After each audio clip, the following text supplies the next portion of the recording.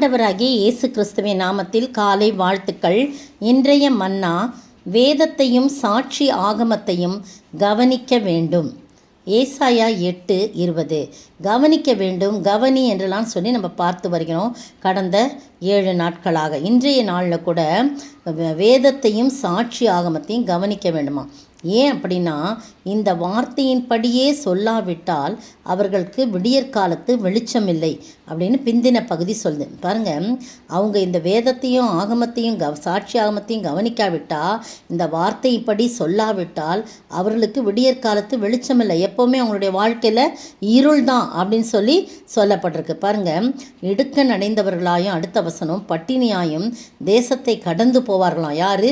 வேதத்தையும் சாட்சி ஆகமத்தையும் கவனிக்காதவர்கள்.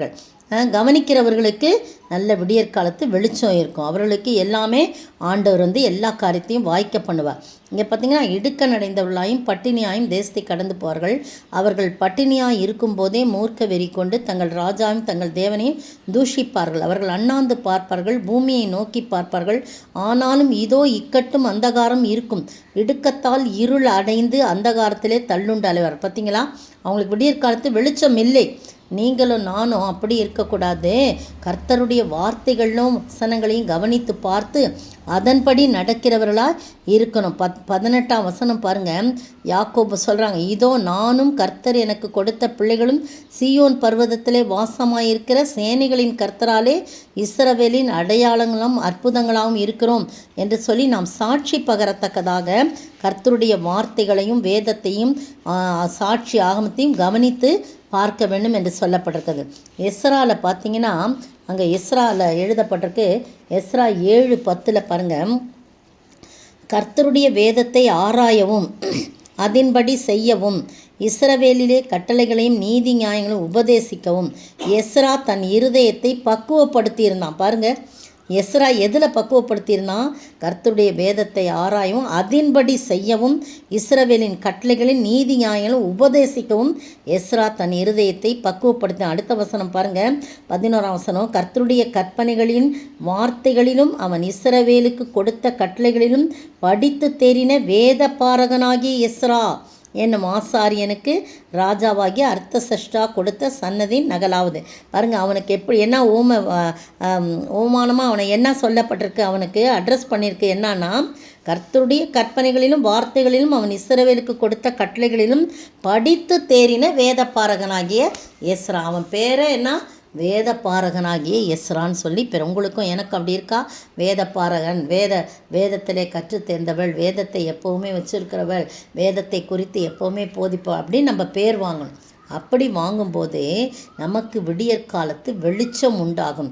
கர்த்தரே நமக்கு வெளிச்சமாக இருப்பார். பிரியமானவர்களே, சங்கீதம் 119 பார்த்தீங்கன்னா, சங்கீதக்காரனாகிய தாவீது நிறைய இடத்துல சொல்கிறாரு. சங்கீதம் 119 முதல்ல பார்த்தீங்கன்னா 52ஆம் வசனம் பாருங்கள், 52ஆம் வசனம், 44ஆம் வசனம் பாருங்கள், நான் எப்பொழுதும் என்றைக்கும் அது வேதத்தை காத்து கொள்வேன் அப்படின்னு சொல்லப்பட்டிருக்குது. உம்முடைய கற்பனைகளில் நான் எப்பொழுதும் மகிழ்ச்சியாக இருப்பேன். அதுலேயே இருக்குது 44, 47. அடுத்தது பார்த்திங்கன்னா 52ஆம் வசனம், கர்த்தாவே ஆதி முதலான உமது நியாய தீர்ப்புகளை நான் நினைத்து என்னை தேற்றுகிறேன்.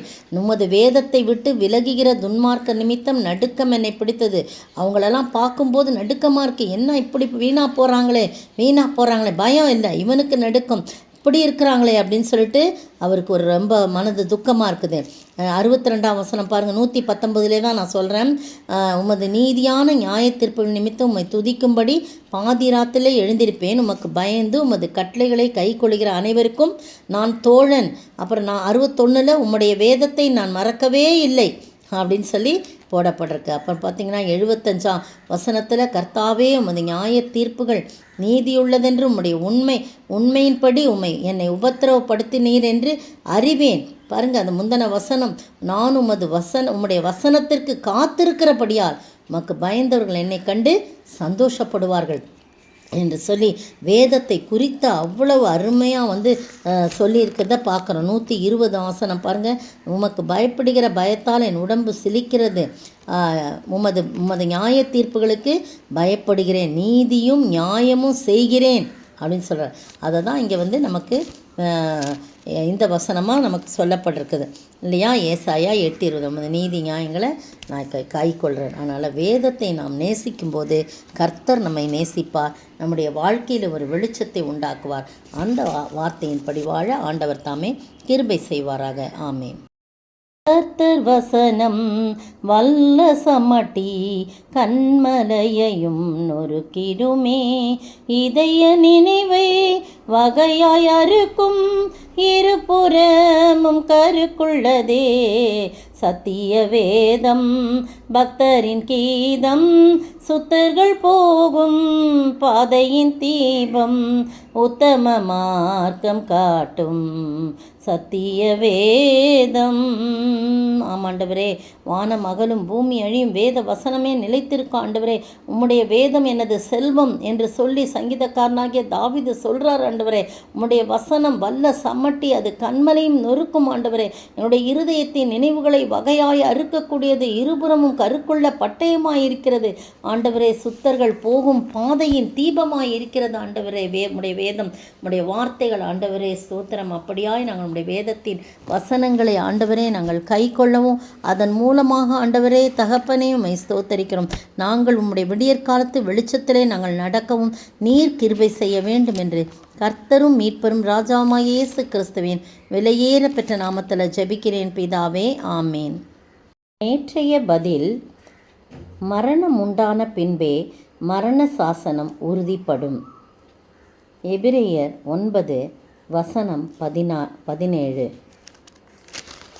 இன்றைய கேள்வி: யாருடைய கைகளில் விழுகிறது எப்படி இருக்கும்? யாருடைய கைகளில் விழுகிறது எப்படி இருக்கும்?